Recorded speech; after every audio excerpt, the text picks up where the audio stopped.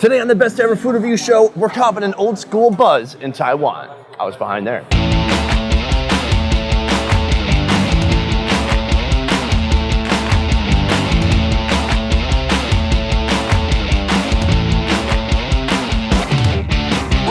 I like to eat my emotions and then dull them with alcohol. But what about in the morning when I'm a little groggy and coffee just won't do? The solution is these nuts, betel nuts.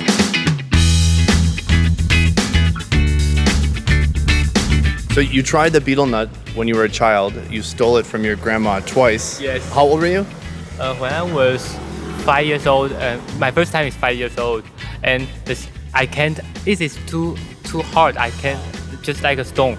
Yeah. So I think they need to make a kind just for babies, right? Is that what you're saying? Found across tropical Pacific Asia, betel nuts are harvested from the areca palm and are chewed for their stimulating effects. We rocked up at this shop. Usually people buy 20 of these for about 30 Taiwanese dollars, which is about $1 US. And I asked her how much for one. She thought I was absurd. And she's just like, I'll give it to you if you leave. Yeah?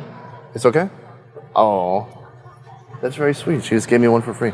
Okay, Shay. My very first betel nut. Believe it or not, though you may not have heard of this, it is actually used by 1/10 of the world's population, and it's supposed to be the equivalent of 6 cups of coffee. I think you chew it to unlock the flavor crystals, and then inside and then you let it soak. Do people put it in their cheek? They probably put it in their cheek, right? The nut itself comes in a neat little package called a quid. The quid is a mixture of areca nut, tobacco, and lime wrapped in the leaf of the betel vine. When I learned the quid, which carries the betel nut, was flavored with mint and cinnamon, I thought, cool. And when I learned it's also flavored with tobacco, I thought, gross. After nicotine, alcohol, and caffeine, this is the world's, the 4th most psychoactive substance in the world. Wow. I better put it in my mouth then. Storefronts and stalls like these dot the city of Taipei, attracting drivers who need a quick fix on the go.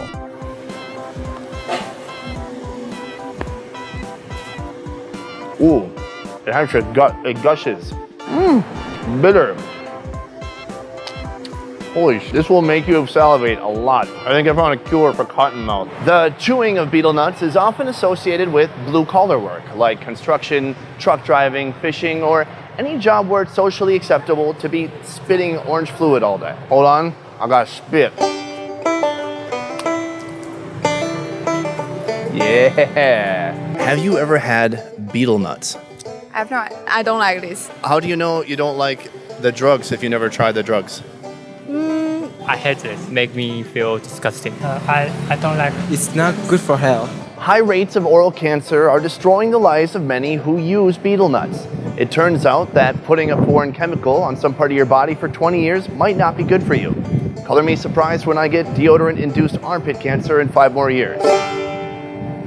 But there is a problem bigger than cancer: inequality. Are more men or women partaking in betel nut activities? Definitely more men. Do women chew betel nuts?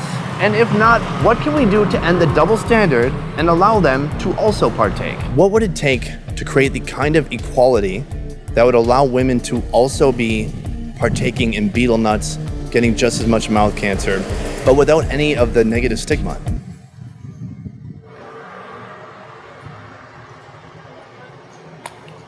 How long do I do this? Any idea? I wanted to get all speedy and methy, and instead I just feel kind of normal still. I might try this one more time tonight at the night market to see if I need to be chewing like 5 or 6 at a time. Fast forward about 8 hours after a few of these and catching none of these. Here we are. This is becoming a drunkisode, and we're gonna try betel nut at a legit stall. This is a good one. Okay. Boxes have added amphetamine that you don't want. Why don't you want added amphetamine? Because you're not gonna feel so good in the morning. And now the master will show me how it's really done. It'll get you up like maybe 5 cups of coffee, and then it won't let you down hard. Okay, that seems like, I don't know how you can not come down hard from 5 cups of coffee, but let's try it. 1, 2, 3, 4, 15. So what should I do differently now? Bite the tip. Get the tip. Spit it out. Oh, okay, I had the whole tip in my mouth. You gotta bite the tip off. Okay. Chew it till you got it going like a gusher. Get a pool of spit going. This will kill you over time. Spit right now. Don't spit the nut out. Yeah. Don't spit the nut out. I'm already feeling it. Me too. I feel buzzed. If you're from America, it's like chewing tobacco. You want to spit the whole thing. Right. But any cabbie in town will tell you to swallow it. You're gonna have another one? No, I'm not. He wants a Bīnláng. Taiwan's chewing gum. Chewing gum? Taiwan's chewing gum. Okay. Yeah. Can you have one together? So are you gonna spit or no? No spit. Thank you. No spit. Wow. Taiwan Bijo? 谢谢. So evidently, we just met this young, handsome man who's apparently a god because he didn't bite out the tip and he didn't spit at all. And he's with, I think he's with his mom. You feel up?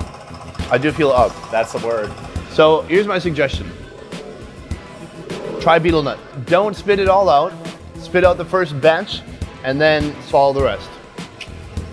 Next week, fueled on Taiwan beer and a betel nut buzz, Todd takes me gambling in the streets. Oh, this means this is how gambling works. But you've never seen gambling like this. Shrimping. Here's how it works. For each hour, you pay about $10. You're then granted a rod, bait, and the opportunity to eat all the shrimp you can catch. This is the obstacle, and this is the goal. I love that he has like his own gear for shrimp fishing. It's amazing. Really fancy. Dang.